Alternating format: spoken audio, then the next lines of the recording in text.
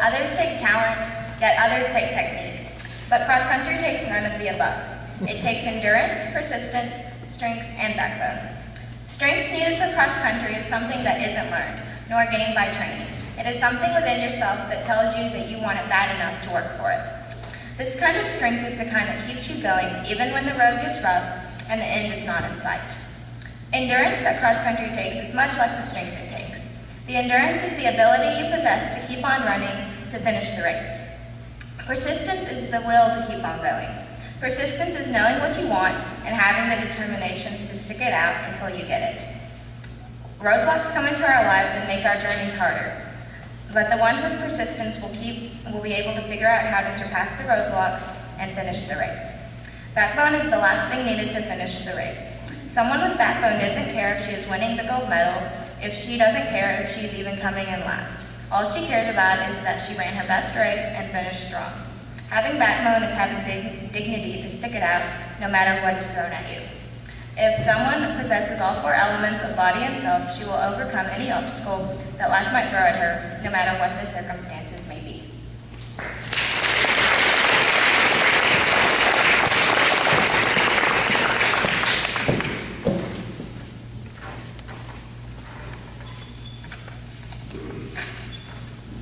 I have been playing Anthony volleyball since 5th grade.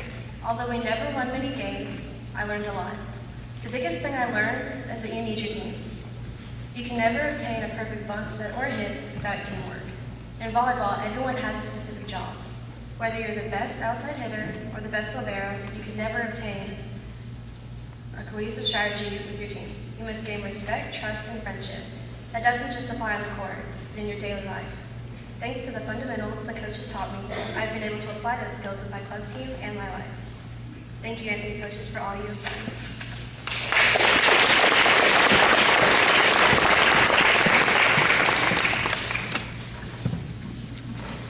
Casey LeBate has an answer to what makes a perfect speech, one that is short and sweet.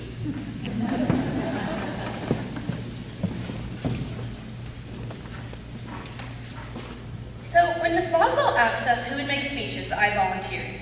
I couldn't decide what to write about. I considered writing about how much I would miss Mr. Spivey's essays, or Ms. Boswell's sentence diagramming, or Mr. Brady's daily math homework.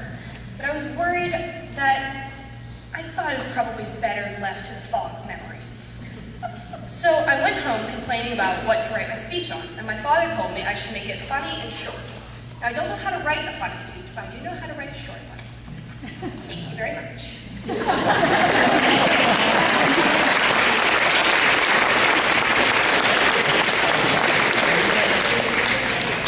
Nora Jones expresses what many of us feel about leaving our school.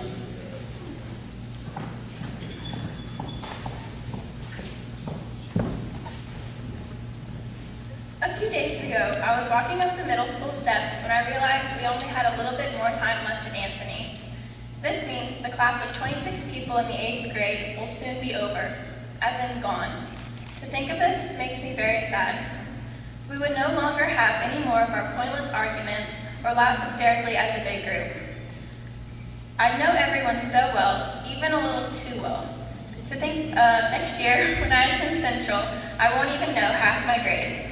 There are so many special people in the 8th grade that I never want to forget. I never want to forget Miss Boswell's stories or Mr. Brady's jokes that I will still be laughing at 5 minutes later. I never want to forget how comfortable I feel at Anthony.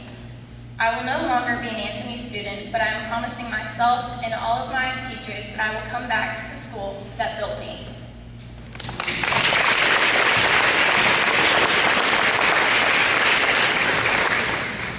Yumi Ha wishes to share some of her discoveries about living a life to its fullest.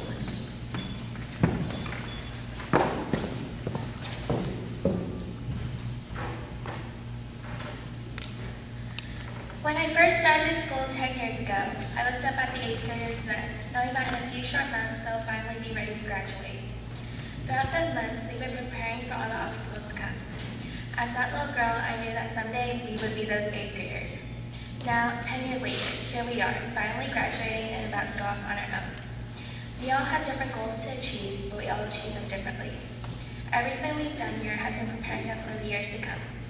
From here, we'll start high school, where we will continue our individual paths with the decisions we have made. And things that haven't been done before, Edgar A. Guest reminds us that it is our choice to choose the beaten path, tried time and time again, or our own path. We might not know where to go or what to do, but if we do it right, we might end up being thankful for not knowing. We have to choose a path and make it our own. It doesn't have to be a road already paved for you. It doesn't have to be a road already paved for us. We can carve it out ourselves, make sure it ends up on the map for others to see and use as guidance. We just have to make sure to never stop trying, no matter the obstacles and disastrous outcomes. We have learned that we should choose our own path and make the most out of every opportunity given to us. We must not live a life of what ifs, but live a life of oh wells. We must never dwell on our past mistakes, but just think about our futures to come. If we don't want something badly enough, or we don't put enough effort, we won't be able to accomplish our dreams.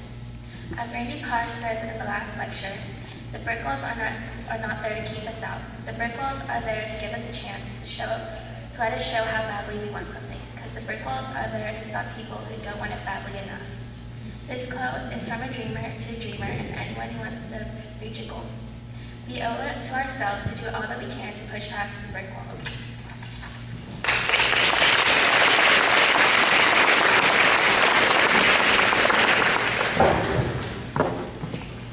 The importance of lessons learned is explained by Nikita Dawes.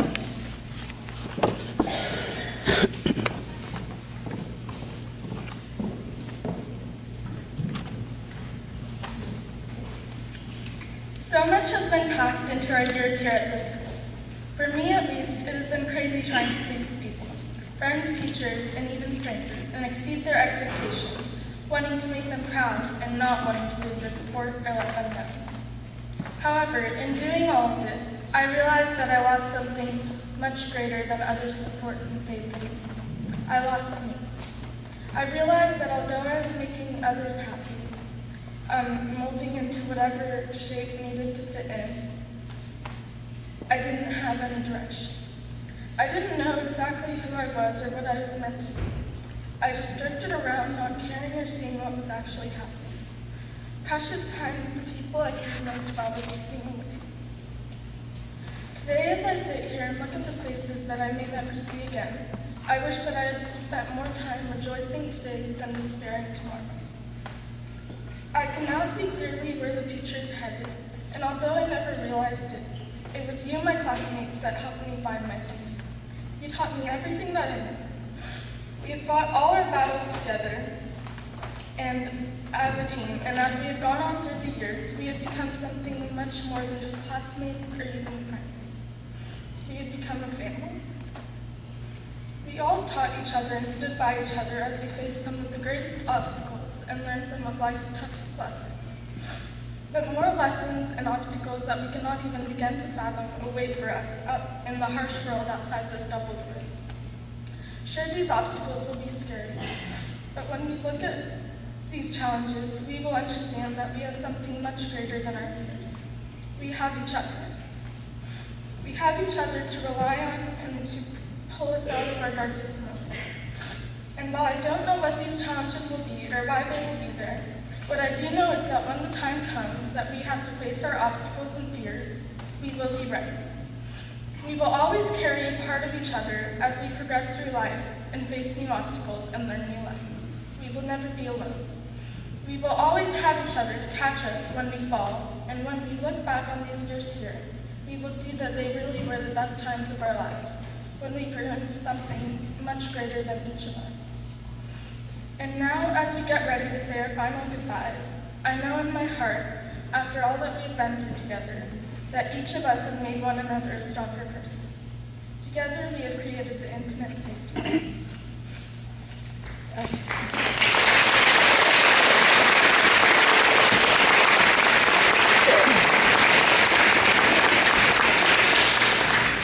We are proud to present another talented class member, Kirsten Larison, and her special singing style accompanies herself on her guitar as she sings Graduation.